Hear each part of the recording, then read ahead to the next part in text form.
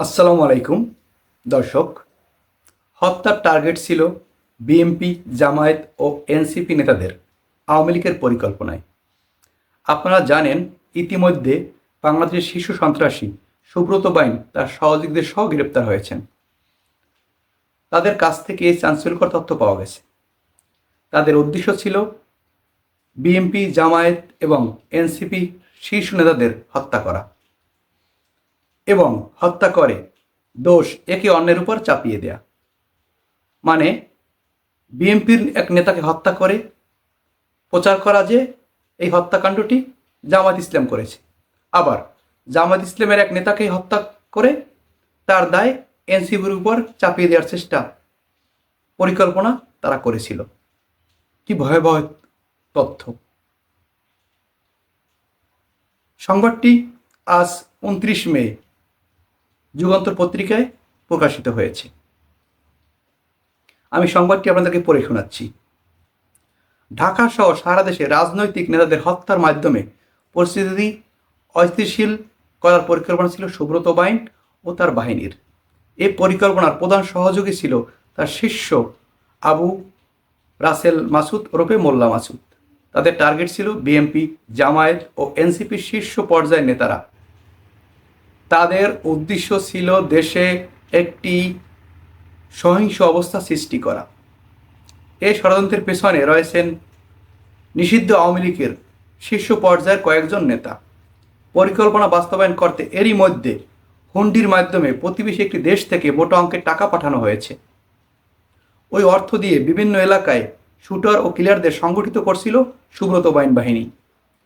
মঙ্গলবার রাতে হাতিরঝিল থানায় হস্তান্তরের পর গোয়েন্দা হেফাজতে জিজ্ঞাসাবাদে তাদের কাছ থেকে এসব তথ্য বেরিয়ে আসে। শুটার আরাফাত ও শরীফের কাছ থেকে তথ্য পাওয়ার পর মঙ্গলবার রাতে গোয়েন্দারা সুব্রত বাইন ও মাসুদের মুখোমুখি হন। গোয়েন্দা জিজ্ঞাসাবাদে দেশকে অস্থিতিশীল করার মিশনে নেমেছিল বলে জানান তারা। তাদের টার্গেট কিলিংয়ের পরে ক্ষমতার দ্বন্দ্বে এক দলের নেতাকে অন্য দলের নেতারা খুন করেছে বলে তা প্রচার করার পরিকল্পনা ছিল তাদের। তাদের টার্গেটকৃত 3 দলের বিএনপি, জামায়াত ও এনসিপির ভেতর রাজনৈতিক দূরত্ব তৈরি হলে আওয়ামী লীগ সুবিধাজনক অবস্থানে আসবে বলে তাদের ধারণা ছিল। আর এজন্য প্রতিবেশী একটি দেশে অবস্থানরত আওয়ামী লীগের শীর্ষ নেতারা তাদের সঙ্গে সবসময় যোগাযোগ রাখছিল বলে তারা জানান। অস্ত্র, গুলি ক্রেতাদের জন্য টাকা পাঠাতো ওই নেতারা। হুন্ডির মাধ্যমে তাদের কাছে টাকা পৌঁছে দেওয়া হতো। হুন্ডির টাকা বেশিরভাগই কুষ্টিয়া, যশোর ও ঝিনাইদহ সীমান্ত থেকে আসতো।